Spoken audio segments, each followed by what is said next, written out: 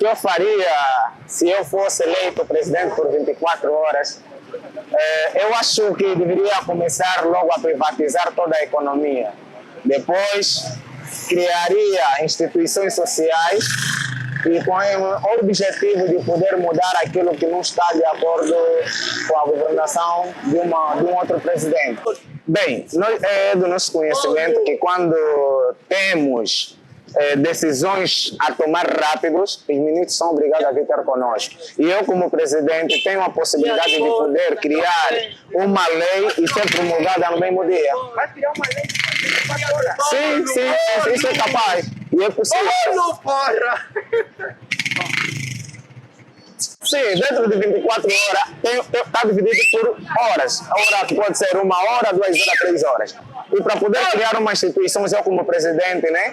A decisão definitiva é minha. Eu quero dizer que em 24 horas, se eu fosse presidente desse país, estaria, primeira coisa, mudando o rumo do país, que é situação econômica. Mudaria tudo, baixaria todos os preços porque o país pode.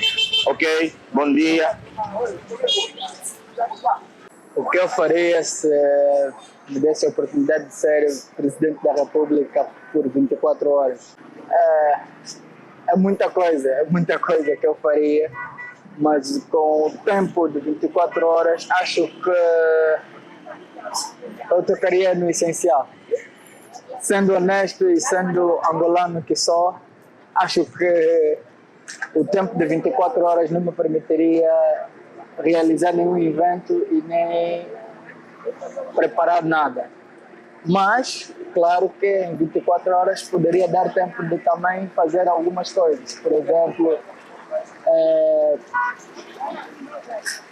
organizar a minha família em termos financeiros,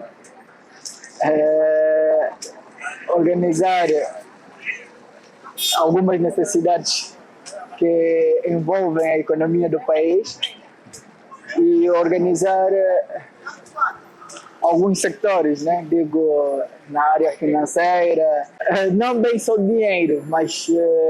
24 horas, mano. Sim, em 24 horas não vou só tirar dinheiro, como vou organizar alguns sectores. 24 horas, primeira coisa que 24 horas você para fazer alguma relação do país, nas ideias, nas cidades, você precisa reunir o Conselho de Ministros por aí. Sim, sim, não vai me dar esse tempo de reunir o Conselho de Ministros, mas vai me dar tempo de poder ter algumas regalias.